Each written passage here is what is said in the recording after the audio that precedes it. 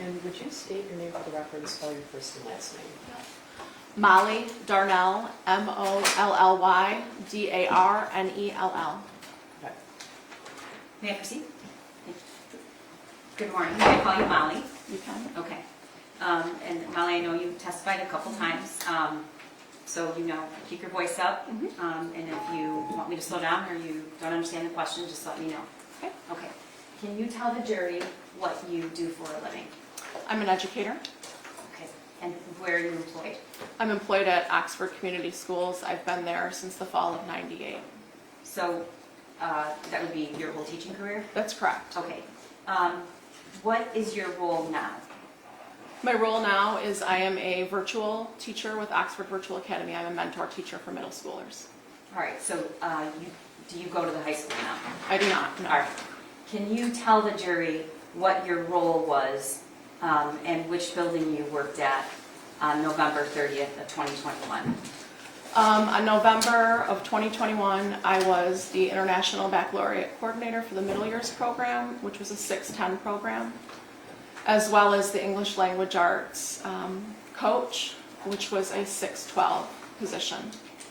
Okay, so you didn't have, did you have instructional contact with students, or was it more teachers? No, I worked with teachers, predominantly the English Language Arts department, but I worked with many other teachers throughout the 6-12 curriculum. It was it's a coaching job, so instructional curriculum, that type of what's happening in the classroom at that point in time. When was the last time you had a traditional teaching schedule? A traditional teaching schedule.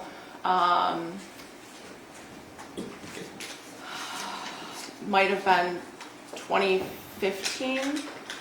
I'd have to really go back and look at my resume to know that. Okay. But in the fall of 2020, I did have a classroom. We went back face to face, and so we pulled all of our instructional coaches out to teach a few hours of the day so that we could spread students throughout the building and get students back instructionally. Okay, so after COVID, the coaching faculty We moved back into our started to take more teaching assignments so that you could spread kids out. Correct. Do I have it right? Correct. Okay. On November of 2021, were there kids in the school that you knew, and if so, how did you have contact with them? There were kids that I knew from the class that I had the previous year. There might have been, having been in the district for a long time, there were a lot of teachers who had children that were in that building. So I know a lot of them too. Okay.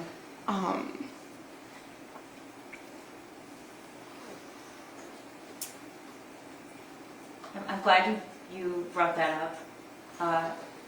Does Oxford have a lot of faculty who send their children to the district? Yeah, I would say many of our faculty send their students through Oxford schools, yes. Okay. And the kids that you knew in that building that day, did you also know them from middle school or you just knew them? Yeah, just knew them from knowing their parents, or if I had them in class the year before. But there might have been a kid in passing that I met here or there, but for the most part on that year I had no contact with students other than, if a kid wanted to stop in and see me, or if we met in the hallway or... Okay.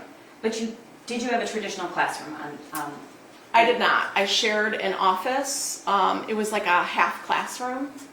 So was the classroom turned into 2 offices or an office? Correct. It was a classroom turned into 2 offices.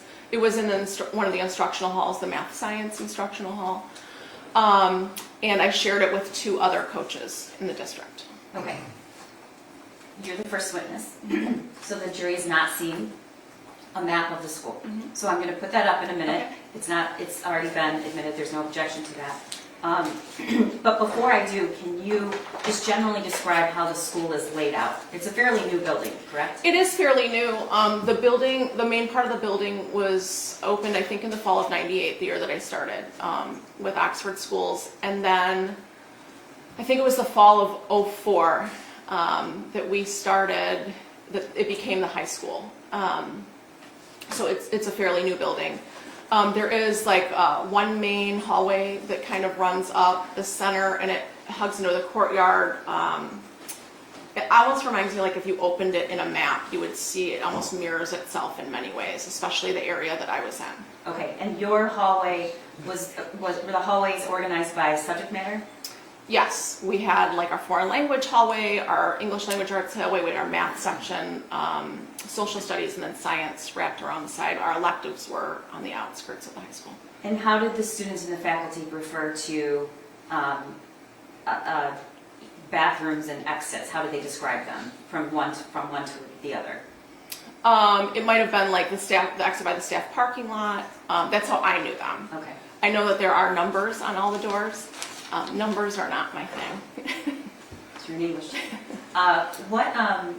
Where is this? Is there a senior There is a leisure senior, area yes. at Oxford? Yes, so right up that main corridor, which is like, if you folded it, there's like this one main hallway. Right in the center of the building is considered the senior window, and that is right in front of our courtyard, one of our courtyards. And the hallways go subject matter. Did you typically find upperclassmen, lowerclassmen, or it was all mixed in all throughout the building? Well, many of the seniors did hang out in that area. There were kids throughout the building. There was no area specific for like freshmen, sophomores, or seniors. All right, I'm going to show you now and the jury what's been admitted and marked as People's Exhibit 9. Can I have this? Yes, it should. It usually takes 6 minutes. Yeah. Oh, okay. That goes on last. It'll take a second. Okay, perfect. You see it? Thank you. Yeah. Can you tell the jury what we're looking at? This is a map of the high school, and so you see where that it says media center in the middle, and then court right below it. When we were talking about that senior window, Right there? correct? So that senior window is just south of court. Like that's the senior window. That window that is on the south end of court. No, go back. Yeah, right on like the south end of court. Sorry, south. Okay. Maybe I'm directionally challenged. I think I'm sorry, I everyone am. has I'm going to this. want to go north. Okay, so what, I guess it would be east. what was the number for your classroom? My number is 222. Okay, and we'll, right there? Correct. Okay. And then what's in the middle area right there to, Actually, sorry, I'm not 222. I'm 224. okay. I was right next door to 222. Do you see 224? You can't see the number, but you can see between 226 and 222. 222. Yeah, Okay. there's a bunch of names written in that. That was all the coaches, All right. myself, and the other And coaches. to the left of that, what is that area? The other room on the other side. That, can you go to that little, the mid-bridge? Yeah, down. What is this area? What's in there? That area on the lower end is the science labs. On the upper end, there is I can see a bathroom to the right, a student bathroom. And the senior area is up? It's up. In the top. middle? Yeah, it's right there. Okay. Yep. All right. So I want to draw your attention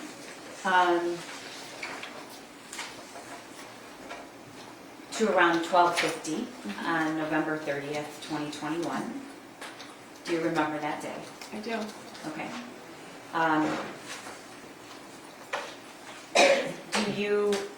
Did you have any kind of teaching assignment on that day?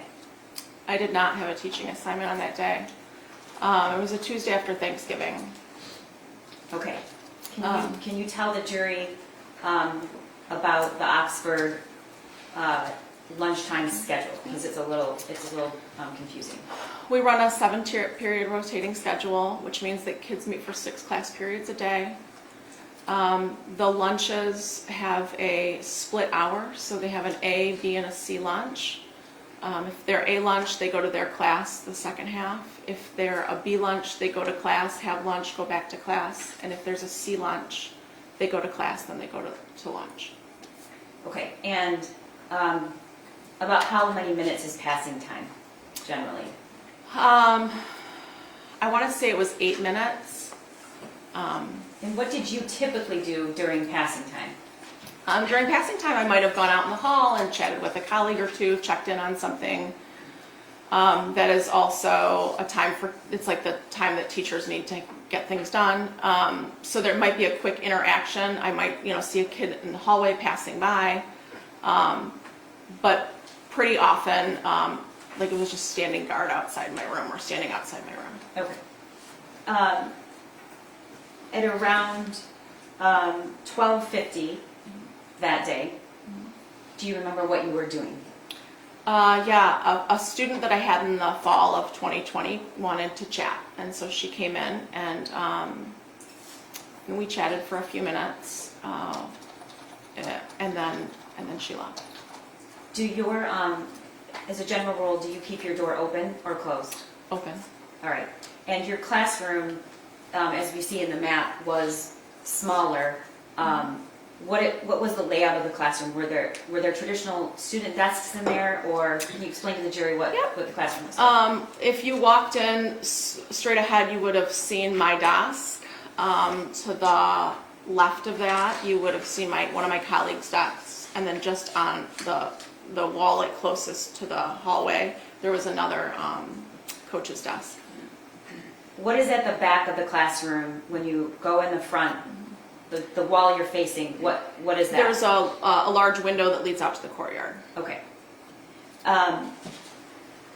Once the student left, what did you do? There was a few minutes left during passing, and so I walked around to my desk and opened up my laptop. All right, and we're going to see. Check some emails. Okay. And are you facing the door, or? I'm facing the door. Okay. Correct. All right. And what happened next, Melanie? I'm sitting on my laptop, reading through an email. The door's open, and I notice a group of kids running by. It was a movement that I had never really seen before. They were moving, like there was a hyperness to the voices, and it was almost like they were pushing forward, like trying to move as fast as possible. And that seemed unusual to you? That was very unusual to me, yes. Okay, why was it unusual? I have never seen a group of students move like that before. Because of their speed or the way that they're... I think it was all of it.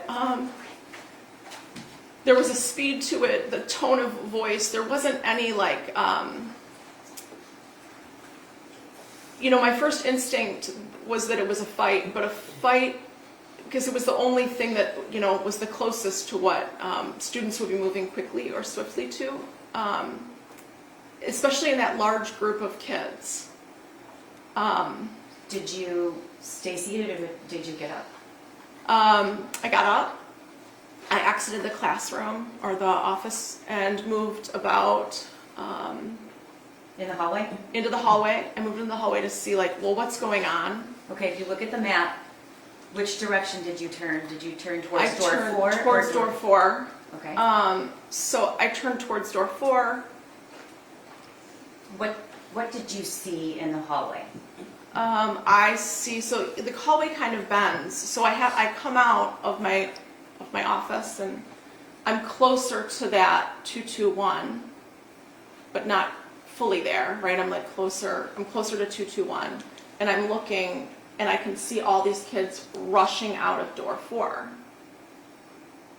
which didn't make sense to me because, again, I had never seen this happen. So that's what you saw. Mm-hmm. Did you hear anything at that point? It was silent. There was no noise. Was that unusual? Absolutely unusual. Okay. At that time, yes, absolutely. And what did you do next? I moved back into my classroom, trying to understand what's happening. And I walk back into the classroom and I'm thinking, okay, could there be a prank? I doubt there would be, and so it's probably 10 seconds, if 10 seconds. And I hear three things really close together. Okay. What did those three things sound like? One was an announcement, the bells chiming in, an announcement of our principal coming over the PA and saying, we're headed into moving into lockdown. This is not a drill. Okay, and you, as a faculty member for this many years, what is lockdown? What have you been trained to know about that? What does that mean? So we're trained in the Alice protocol, which means we have to use our senses to figure out what's happening. But with all of those students and with what I was hearing, the two additional things that I was hearing was like a loud pop, pop, pop, and then multiple doors slamming. I moved to shut my door, Okay. and lock myself in. I want to stop for a minute. Mm-hmm. What is your experience with firearms up until this point? Up until this point, my experience with firearms is limited. I have, however, shot a weapon, I have in my life shot a weapon. Okay.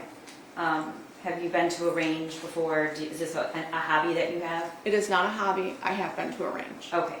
When you heard the pop, pop, pop, what did you think? I thought in my head I could have mistaken them for lockers slamming easily.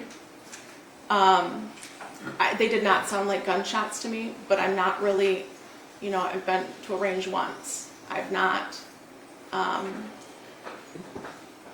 don't really know what a gun sounds like. Okay, so what you said the three things, the announcement? The announcement, the pop, pop, pop of a weapon that I now know, and doors slamming. Okay, and what did you do? I moved to shut my classroom door because when I had come back in, I had not shut it. So I shut that classroom door, and we have a night lock next to all the doors. Can you tell the jury what a night lock is? A night lock is a device that slides into the door. Where do you slide it? You slide it in the bottom of the door, and it keeps the door. So on my office and all of the rooms in the building have glass partitions on the side. So if someone were to shoot out that and try to get in, it would keep that door from being opened. Okay, I'm going to show you what's been admitted as Exhibit 10. Mm-hmm. Molly, what is that? That's the office that I had. Okay, so that's your door open. Yep. All right. And where is your... This is not a pic... Is this a picture that adequately reflects the normal... No. Okay. This was... we're going to get to why that's like that, but where is the desk that you were sitting at? Straight ahead, there's that tall lamp. My desk was the other way. The other way? Yeah. Right there. Okay. So, you said you approached the door, you shut it? I did. I shut it. And then where was the night lock? It is in this photograph. You can see that bag that's mounted to the wall. That's a blood bag that we keep in all the classrooms. And then, or like a medical bag or whatever. And then just in front of that, you can't even see it. It's so close to the door. Okay. Was the night lock. Okay. And I think I might have interrupted you. What is significant about the night lock and why is it used in a lockdown? It's a measure, it's an additional measure of barricading yourself into a room if need be. Can you open the door if the night lock is installed? You cannot. What about if you had a key to the door? Wouldn't matter. You cannot open. It's like it keeps that door from being opened. You would have to remove that metal frame in order to get that door off. Okay, and how do you? So the person from the inside has to disengage the night lock. Is that? Yes. Do I have it right? Yes. Okay. So you close the door and you get the night lock, and then what happens? Did you see anything in the hallway as you approached your door? No, I didn't. I shut the door.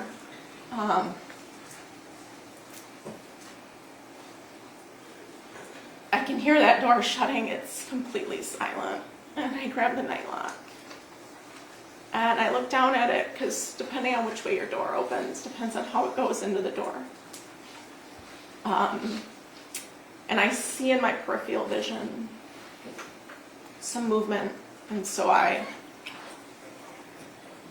look up, and in that moment, I see someone wearing dark, baggy clothes.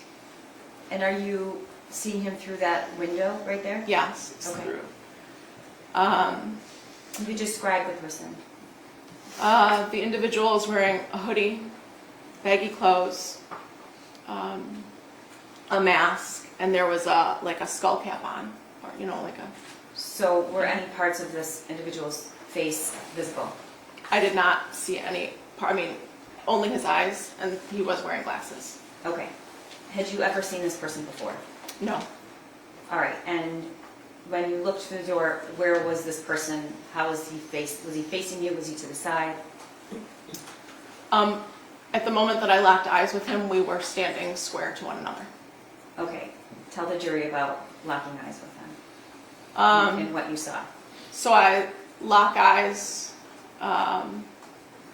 with this person, and I see some movement coming from the side of him, and I realize that he's raising a gun to me.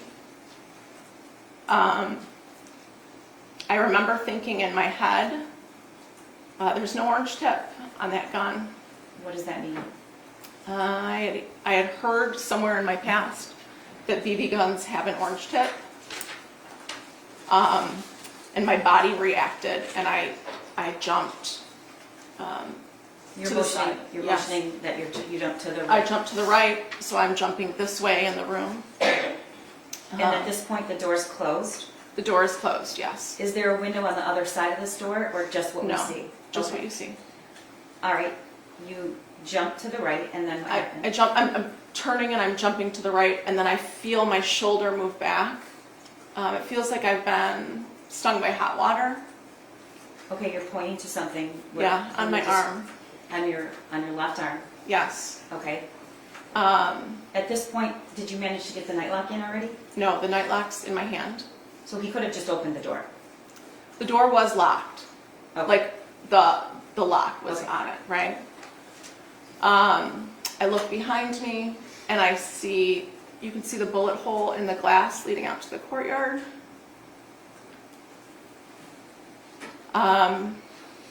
And in my head, I remember thinking a BB gun can't do that.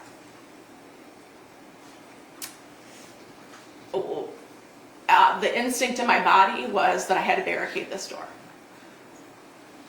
But I'm afraid to go back to the door to put the night lock in. Okay, I'm sorry, Ma, I have to stop you for a second. After you locked eyes and you see a gun, do you hear anything? Nothing. Okay. Oh, well, sorry. That's okay. It's totally silent in the hallway, but I do hear 3 loud pops. You could feel the force coming, the way the door hit. It was very forceful, but the sound did not match the force. What do you mean by that? It was higher pitched than the power of what was happening through that door. When you jumped to the side, you said then you looked and saw the bullet hole, and then what did you do next? There was a filing cabinet over on this side of the door against the wall, and so it's a longer one, and so I grab it and I'm trying to move it, and I'm realizing I can't move it, but I know I have to get back and barricade that door. Okay. You were shot that day. I was. Okay. And can you tell the jury and show the jury where you were shot? Yeah. I'm gonna remove this. That's Is it okay. okay?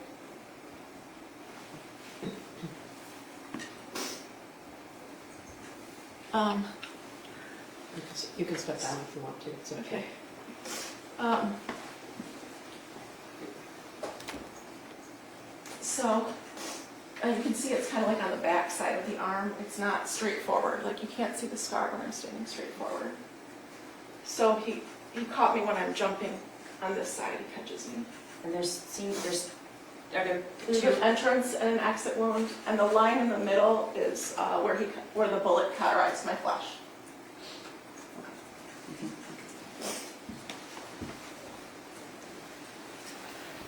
When you were trying to move the filing cabinet, at this point, did you, use them up? Okay. Did you know you were shot? I did not know. Okay. Were you feeling anything physically? No. There was nothing physical. I was so focused on, I have to barricade this door. And when I realized I couldn't move that filing cabinet, I still had the nightlock in my hand. And so I got down on my hands and knees, and I crawled the length of the door, and I dropped the nightlock in. And it made that like ting sound when it hit the ground. And then I went. Talk to me about why do you say that it made a sound? Was that significant to you? The only thing that I have to go on right now is what's happening in my space and what are my senses telling me. It just sticks. Was there anything, could you see, smell, or hear anything else outside of your door? There was a smell of a cap, like a cap gun might have smelled like. But I'm not going back towards the window, right? I'm just dropping that in. And then I grab the rolling cart, which is also against that back wall, and I push it, and that's what you see in front of the door. So that piece of furniture is the rolling cart? Yes. Okay, and you could move that? Yeah, it was really easy to move. It was just a push. Okay. At this point, did you know you were shot? No. Okay, what happens next? I'm concerned that he's gonna come back around to those windows. So I know that I need to hide in that room. When you say those windows, the front ones or the back ones? The back ones. Okay. In the back. So I've barricaded the door. I'm trying to make myself invisible in that space. So I go back to that large filing cabinet and move it just enough so that I can crawl behind it. And we can't see that here because it's to the left, so would you be able to see, would somebody looking in the window next to the door be able to see you? No, the cabinet was quite large and it was wide. They would not have been able to see me behind that cabinet. Okay. At this point, did you realize you had been shot? I knew I could start to feel blood rolling down my arm. And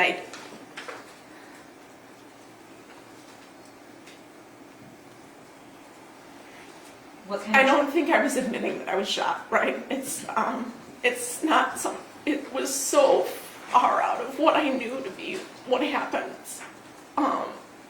And so I just knew that if I was bleeding, I had to put a tourniquet on. But I can't get back to that bag that has medical supplies in it. So I removed my cardigan that I was wearing that day. And I used one of the sleeves to tie around my arm. I put part of it in my mouth and the other part in my hand, and I just tightened it around my upper arm.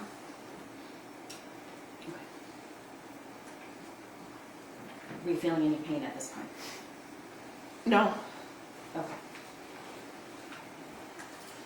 The person that you saw raise the gun and shoot at you, did you, looking back then now, what was your impression of his use of the firearm, if anything?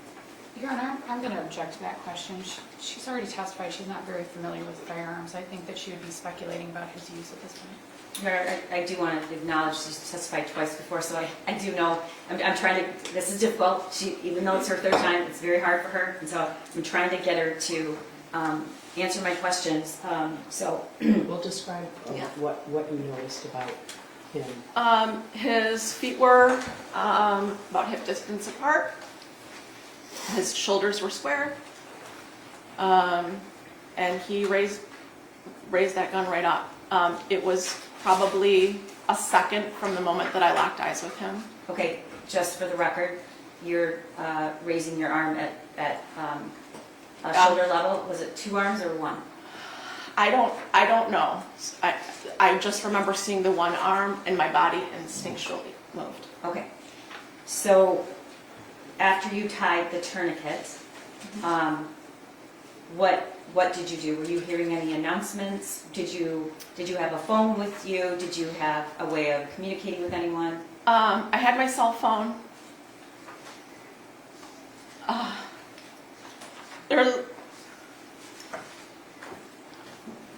The thing that I know to do is to barricade and listen. So I'm trying to figure out what to do next. I know that if we're in lockdown, 911's been called. There's a phone on that desk, but if I reach for him, he's there, he'll see me. And then I'm worried about what's happening in the front office. So I don't want to call up there. And I text my husband, I love you, active shooter. Within a few... Did you let anyone know that you had been shot? No, not at that point. Within a few minutes, I received a text message from my daughter, who went to school in a neighboring district. Through social media, she had heard that there was an active shooter at Oxford High School. She said, "Mom, are you okay?" And I said, "I'm sheltered in place. I'm safe. And I love you."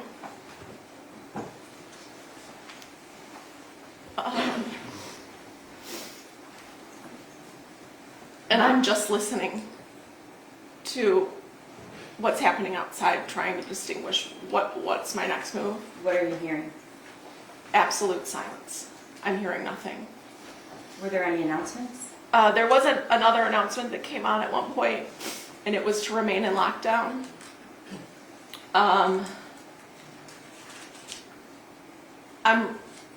There's a hallway text thread that we have. That there's no one texting on that, but You there. mean the teachers Yes, in that in the hallway have a group text? Yes. Okay. No one's texting on that, but in the other part of the building, my language arts team says, I'm hearing there's an active shooter, and I said I saw one. Did you say, "and I've been shot"? I did not say that I was shot. Okay, is there a reason you're not telling anybody that you've been shot? Is that because you didn't want to really understand it, or? I think that there's definitely a part of me that was in denial about what was happening in that moment. I also think that what I know is that building has to be secured to save the most amount of lives. And telling anyone that I'm shot when I'm not, when I do not need help, is not beneficial. So you didn't want anyone to help you? I did not need emergency medical attention at that moment. Or at least that's what I felt. Okay. How long do you think you were in that classroom behind that cabinet? I'm in there for about, I would say, 20 minutes. And I'm sitting on my bum. And at one point I hear footsteps in the hallway because my back's facing that hallway. And I think they're starting to evacuate those rooms. That was the decision, that was the moment I decided to text the teacher next door to me. She's in room 222. And I just said, no one knows right now, but I think I used the word hit. I've been hit in the arm. And then I did say, I hope there's no one else. She then alerted. I believe she called 911, and there was another teacher in the room with her, and he alerted the front office. So at some point, did somebody come to try to help you? It was pretty quickly after I sent a text message to them that Kurt News, who was our assistant principal at the time, that he shows up at my door knocking, Molly, are you in there? And from behind that filing cabinet, I said, yes. I've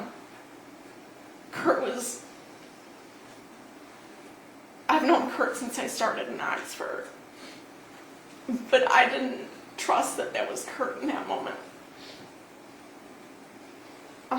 So you didn't want to open the door? I did not want to open the door. It felt safer to stay in there. And then a few seconds after, there's police officers at the door, and they're like, are you injured? And I said yes. And so they asked me to, I think I said, do you want me to, I kind of like crawled out from behind, and I was like, do you want me to take the night lock out? And they said yes. Do you want me to open the door? And they said yes. And I'm still on my hands and knees at this point. And they reach up for the handle. And that door swings open, and they grab me from under my arms. And they pull me up and out of the classroom. And I can see Kurt standing on the lockers, like against the lockers. Okay. I'm going to show you what's been admitted as Exhibit 11.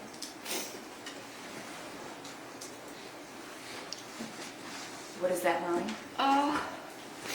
That's them at my door. And that's them walking me out. You can see that there were multiple police that were around that door when they pulled me out. And then the two escort me out door 4.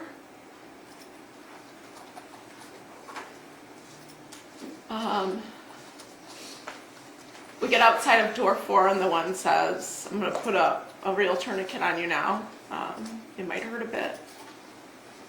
And then... Is that what's happening right through the window you can see in the Yes. video? Okay. And then they said, we're going to call and see if there's an ambulance available for you. We need to know if someone needs it more than you. Okay, when you came out, we see somebody there, an officer with a weapon. Mm-hmm. Was there anybody else in the hallway? Were there any students? There was no one in the hallway. It was completely silent with the exception of a walkie or two that was going off. And what information did you have at that point about the shooter, or did you know somebody, if they're still in the building? Did you know if there were victims? What did you know? I have no idea about anything, but when he says, we're going to see if there's someone else, I think it was the moment that I knew that there was someone else. When you got outside, what did you see or hear?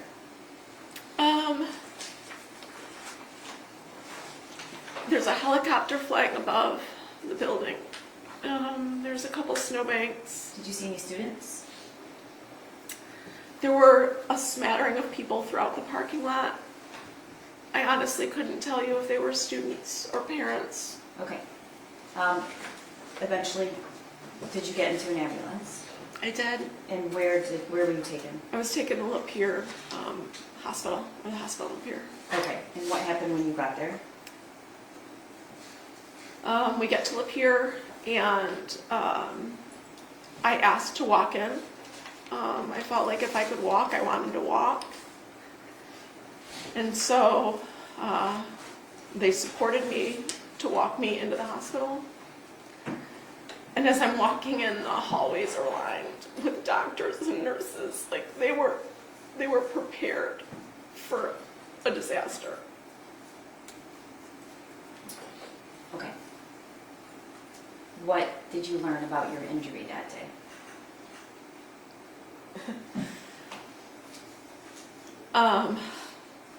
It was through and through.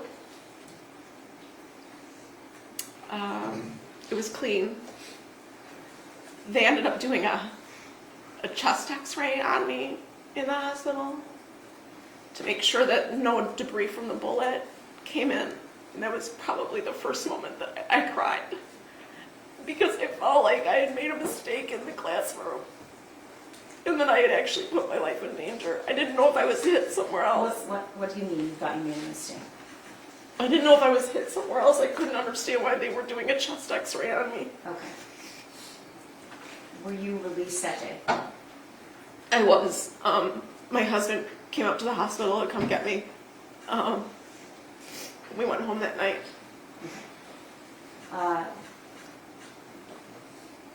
At some point, were you informed or shown where those shots landed? Yeah.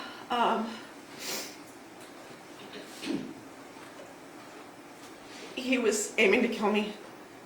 Those shots were intended. Okay. I want to back up. When did you learn where those shots landed, other than you knew it hit your arm? My husband was my nurse at home, taking care, cleaning my wound.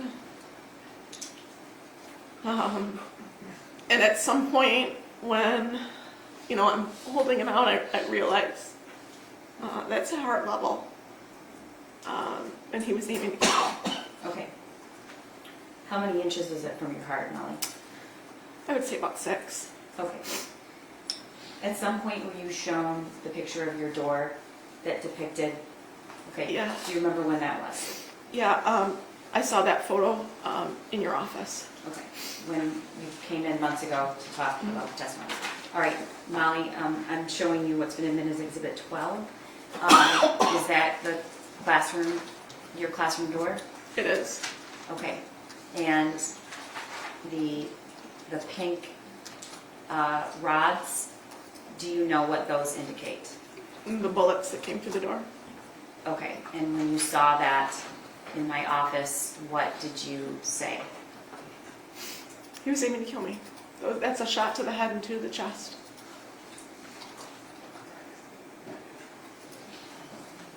Nothing further. Well, can I ask you to tell the jury what Alice is? Oh, thank you. Alice is a protocol that we follow. If I could remember the entire acronym, I would tell you, but it's like we have to listen and make alert. We have to make a decision. Are we going to lock down in place? Are we going to flee the scene? Or are we going to have to go on the attack that like someone would come in the room? So it's just kind of dependent upon the situation and what decision we choose to make in a situation like that. Thank you. Cross, Ms. Lehman? Nothing, Your Honor. May she be excused, Your Honor? Yes, you can step down when you're excused.